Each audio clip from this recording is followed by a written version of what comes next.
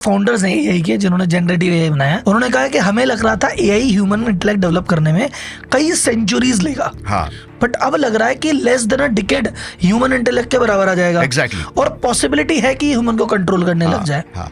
और इंटरेस्टिंग चीज क्या है ना कि हम, जैसे आपने बोला कि हमें लगा कि सेंचुरीज लग जाएंगे, ये एक्चुअली एक बहुत ही इंटरेस्टिंग फैक्ट है कि ये जो चैट जीपीटी जैसा इंटेलिजेंस डेवलप करना और उसको स्केल करना एक्चुअली इजी है, बट वहीं पर ह्यूमन साइबॉर्ग्स जैसे रोबोट्स बनाना जो हमारी तरह मूव कर सकते हैं और जिनका हमारी तरह प्रेसिजन है, मतलब जो क्या बोलते हैं, जो हमारे जो मोटर मूवमेंट्स हैं, वो चीज को क्रिएट कर पाना बहुत ज्यादा डिफिकल्ट है। लेकिन वो तो और स्पीड से हो रहा है आजकल लग रहा है। बट वो मुश्किल है। अच्छा, क्यों, मैं बताता हूँ। बिकॉज हमारे जो ब्रेन के वो पार्ट्स हैं जो मोटर मूवमेंट्स को, मोटर मूवमेंट क्या हुआ, जैसे दिस इज मोटर मूवमेंट, मतलब जैसे फॉर एग्जांपल समझ लो कि अगर मैं यहाँ से एक प्रिसीजन लगा के मैं एक थ्रो मारता हूँ और वो एक पर्टिकुलर पॉइंट को जाके लगता है, तो एक मोटर मूवमेंट हो गया। जैसे हंटिंग के टाइम पे जो स्किल्स लगते थे, राइट, हम फुटबॉल खेलते हैं, फुटबॉल खेलते हैं, रिस्पॉन्ड करते हैं, अगर कुछ स्टिमुलस आ गया तो हम तुरंत रिस्पॉन्ड करते हैं उस पर, तो ये सब मोटर मूवमेंट्स हो गए। एक्चुअली में हमारे ब्रेन के जो सबसे ज्यादा न्यूरॉन्स है, 70-80% न्यूरॉन्स, वो मोटर मूवमेंट में जाता है। It's a much complicated, reflex बोले उसको शायद, रिफ्लेक्स भी उसमें आ गया।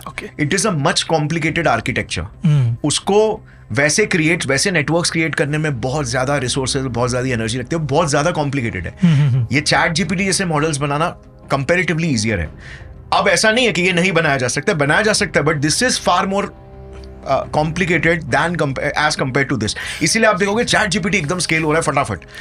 और ये जो एलन मस्क ने रोबोट्स बनाए, उसने अपनी आर्मी बनाई कि वो सर्व भी कर रहा है, वो पानी भी पिला रहा है, वो आयरन भी कर रहा है, बहुत सारी चीजें कर रहे हैं, ड्राइव भी कर रहे हैं, सामान भी लेके जा रहे हैं। डेफिनेटली, लाइक मतलब ऑब्वियसली रोबोट्स एग्जिस्ट करते हैं, जो अभी गूगल के भी अपने रोबोट्स है, अलग अलग, अमेजोन का अपना रोबोट है, बट किस लेवल पे, मतलब ये एक ह्यूमन के मोटर मूवमेंट्स के लेवल के बहुत दूर है।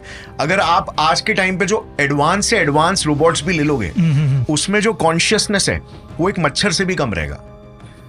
कॉन्शियसनेस की मैं बात कर रहा हूँ। कॉन्शियसनेस का मतलब ये हो गया कि आपके ब्रेन के डिफरेंट पार्ट्स है, अलग अलग पार्ट्स है। यू नो, कॉन्शियसनेस की शुरुआत होती है आपके ब्रेन स्टेम के एरिया से, जो कि मोटिवेशनल, इसमें भी बहुत चर्चित वर्ड है, रेटिकुलर एक्टिवेशन सिस्टम, राइट। तो वहां से कॉन्शियसनेस की शुरुआत होती है, फिर बाद में अलग अलग पार्ट्स में वो इंफॉर्मेशन घूमती है और फिर एक कॉन्शियस एक्सपीरियंस क्रिएट होता है, राइट। तो थैलेमस में वो इंफॉर्मेशन जाएगी जहां पे रिले सिग्नल्स क्रिएट होंगे, फिर उसके बाद अलग अलग प्रीफ्रंटल कॉर्टेक्स में भी जाएगा, इंसुलर कॉर्टेक्स में जाएगा, ऑक्सीपिटल कॉर्टेक्स उसको प्रोसेस करेगा। तो अलग अलग रीजन्स, मतलब हमारा सिर्फ एक कॉन्शियसनेस नहीं है, जितने ब्रेन के अलग अलग पार्ट्स हैं, अलग अलग कंपार्टमेंट्स हैं, वो सबका अपना कॉन्शियसनेस है और एक यूनिफाइड एक्सपीरियंस जो क्रिएट होता है, जिसको हम कहते हैं कि वो हमारा कॉन्शियसनेस है। और जो हमारा जो इंसुलर कॉर्टेक्स होता है, उसमें भी एक, I think, anterior insular cortex है। वहां पर ये जो मैं का जो सिग्नल है कि फील होता है ना कि हाँ ये मैं, तो ये वहां पे बसता है।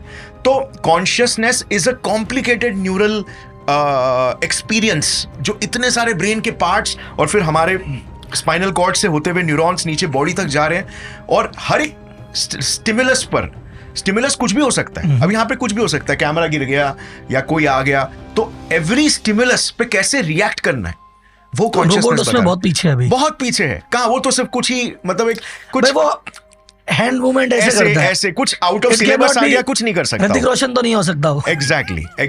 तो वो मैं कह रहा हूँ। Okay, got it.